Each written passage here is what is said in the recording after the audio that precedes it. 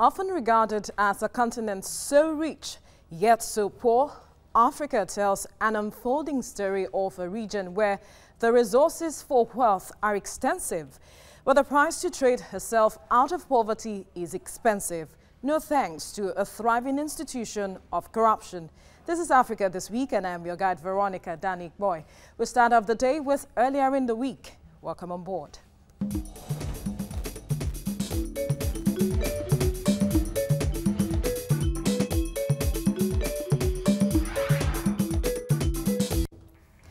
On Monday, 16 people were killed and 30 others injured when suicide bombers carried out multiple attacks at a crowded location in Dalori, a suburb of Maiduguri, the Borno state capital.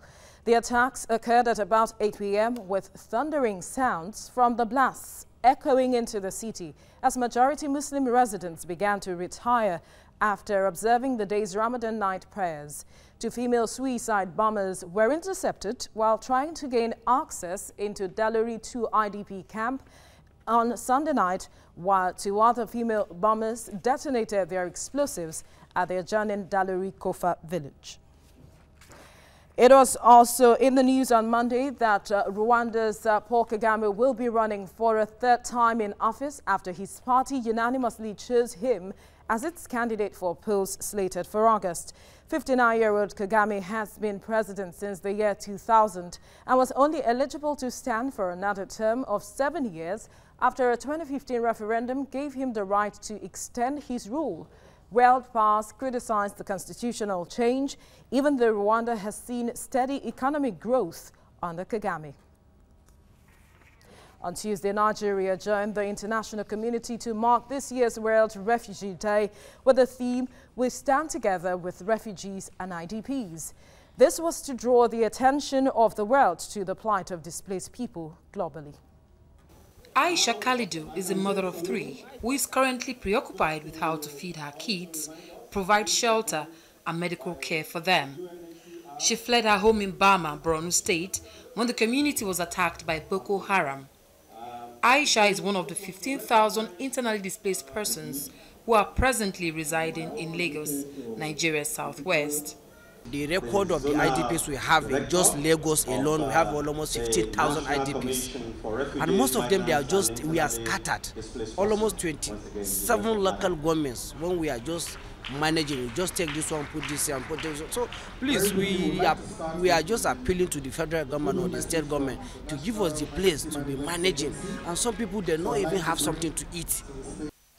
About 1.8 million people have been displaced in the northeast from the 6-year-old insurgency in the region.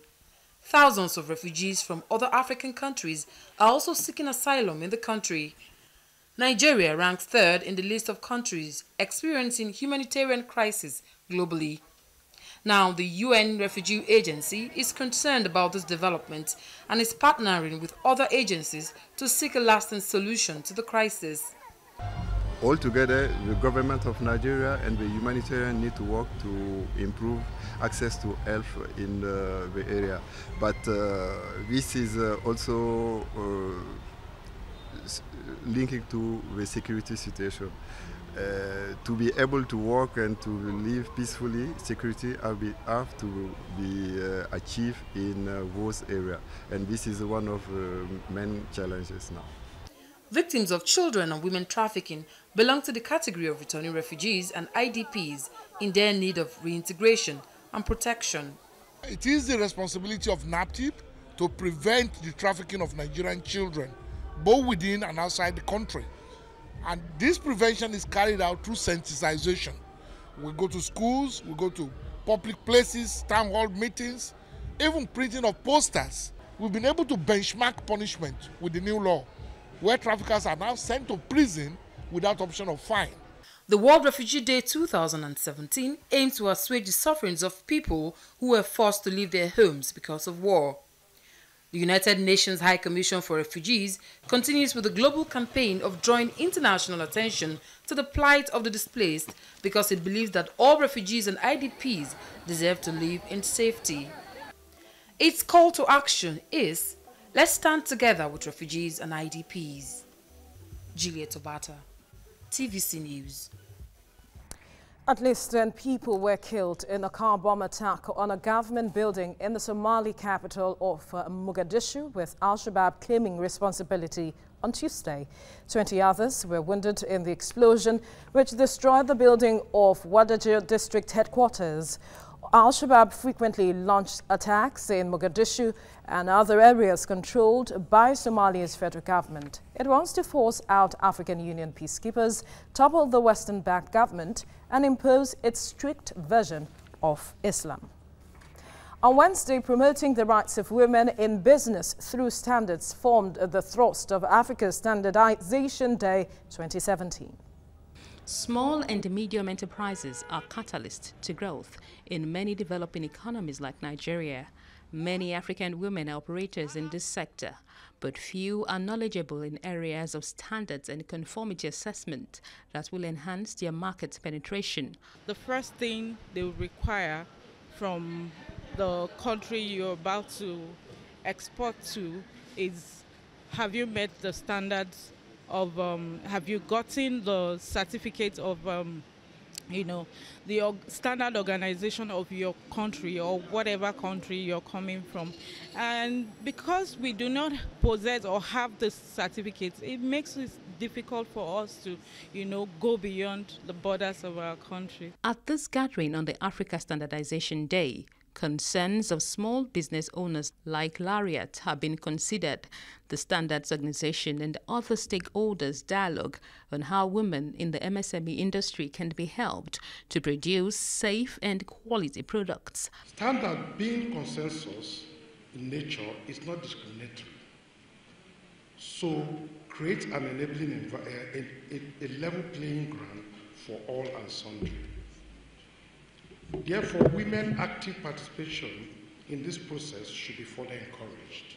The United Nations Industrial Development Organization, UNIDO, feels improving the lives of women on standardization will help boost their contribution to economic growth. The role of standardization in facilitating human rights, focusing on women, is of great importance to the national economy and socio-cultural development. We need to send the messages down to the interiors. The producers are not found on the streets of Abuja. They are right in the interiors, and until we get the right messages across to them, their products might never meet the required standards. The women themselves seek more empowerment from the authorities to increase the operational efficiencies for national benefit. The Standards Organization of Nigeria says it will begin certification of MSME businesses. It calls on Nigerians to assist in the fight against importation of substandard products. The Africa Standards Day was initiated in 2013 to promote standards and conformity assessment on the continent. Lara Folayo, TVC News, Abuja. On Thursday, another car bomb targeting a police station killed at least 4 people in Somalia's capital, Mogadishu. The incident took place at Waberi police station near Marka al-Mukarram Road, which is the busiest street in Mogadishu. Witnesses said they saw bodies lying on the ground at the scene, as well as ruined cars and damage to the police station. There was no immediate claim of responsibility for the attack. It was also reported on Thursday that Angolan Vice President Manuel Vicente will face trial in Portugal over allegations of bribe to drop 2 investigations against him. Vicente, who was the president of Angolan National Oil Company Sonangol at the time of the alleged crime, is accused of bribery, money laundering and document falsification. A trial court also ordered former Portuguese prosecutor Orlando Figueira, who was arrested in 2016, to be tried on suspicion of receiving money from Vicente. Until news of the corruption scandal emerged last year, the 61-year-old had been strongly tipped as a potential successor to longtime ruler Jose Eduardo dos Santos. On Friday, the Nigerian Senate asked the executive to send a supplementary budget for the immediate funding of vaccines and immunization programs to cover shortfalls in the 2017 appropriation for such matters. Chairman Senate Committee on Primary Health and Communicable Diseases, Mao Ohwabunwa, disclosed this while receiving a delegation of international health organizations.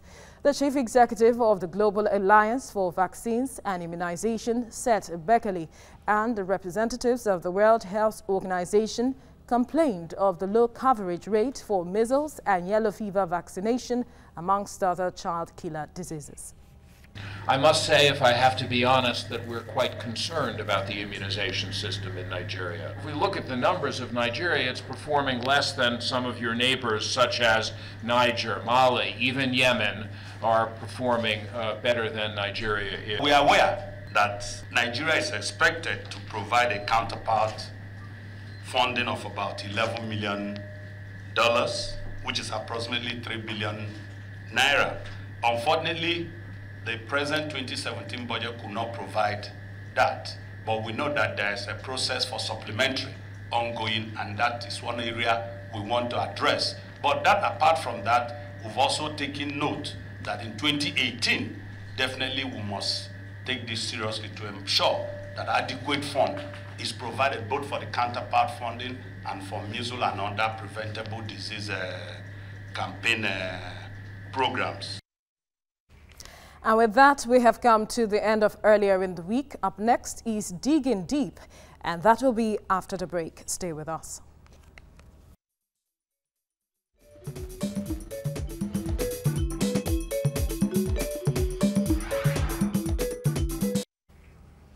Welcome back to Africa This Week. From preventable conflicts to avoidable tensions, Africa often finds itself in a mix where everyday realities comes with the reflex to compete for space and contend for resources to the point that peaceful coexistence is almost non-existent. In Nigeria, it has been a case of going green with intolerance and turning red in hate with speeches that are gradually heating up the polity, strengthening ethnic divisions and capable of tearing the nation apart.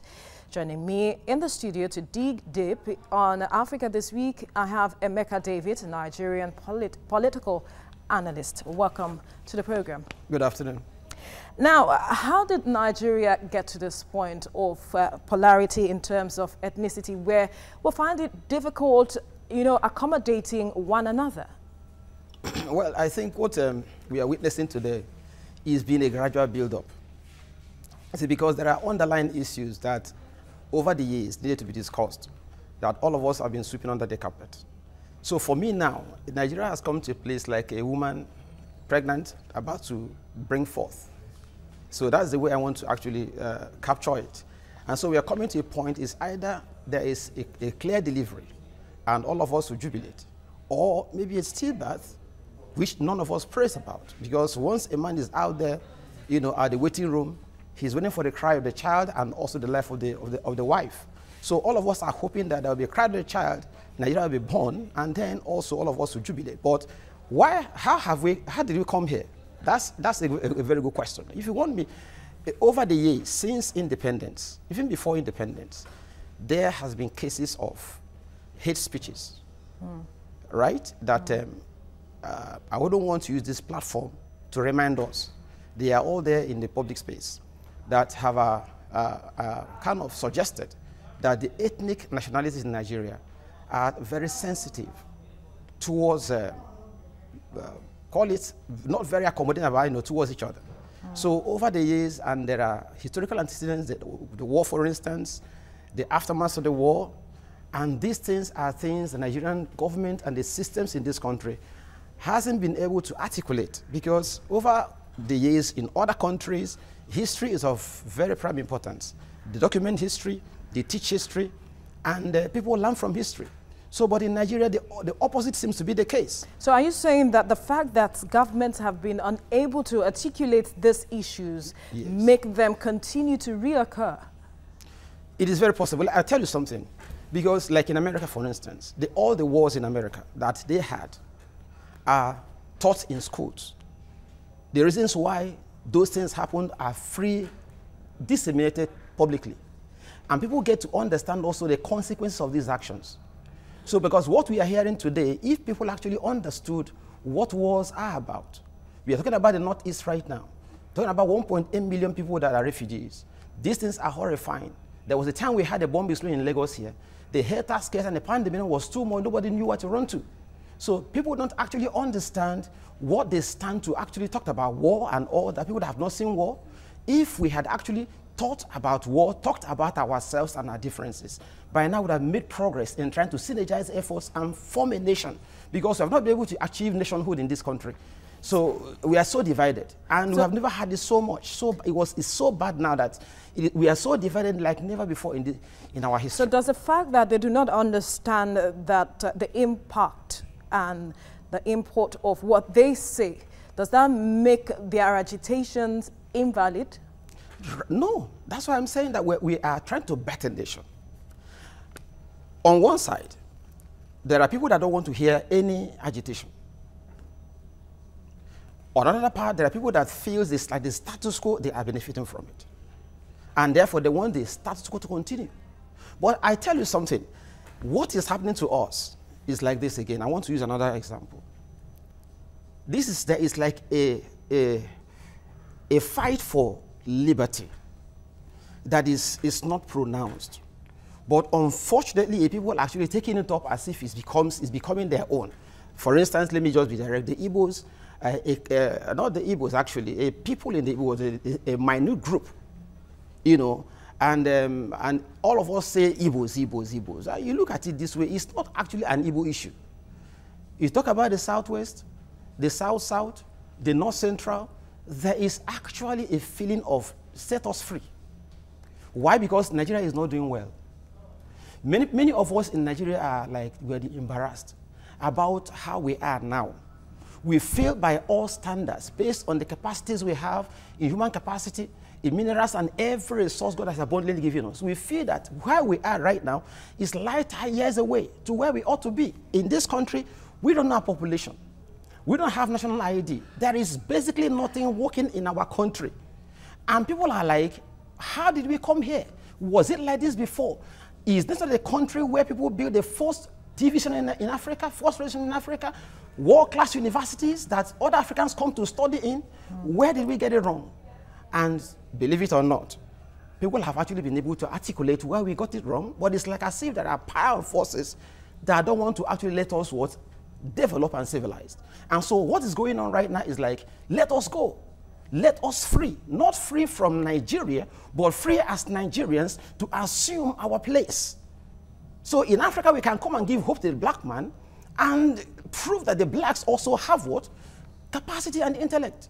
All right. Yes. Before we look at ways of moving forward from this point and how to douse the tension, the acting president has been making some major moves, meeting with leaders of the North, the Southeast, and other regions. And also he met with governors of the 36 states. Now, what do you make of that move, and is it enough?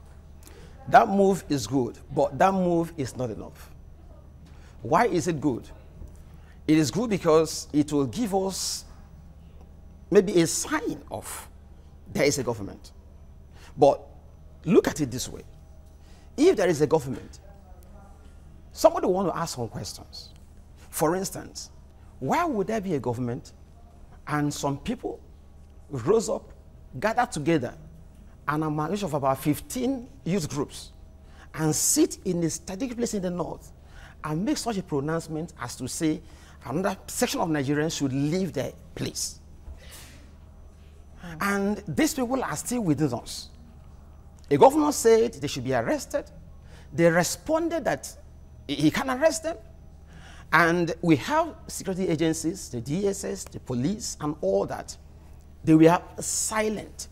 Nothing has happened. They are still where they are. Before, there are other snipers of reaction from other places.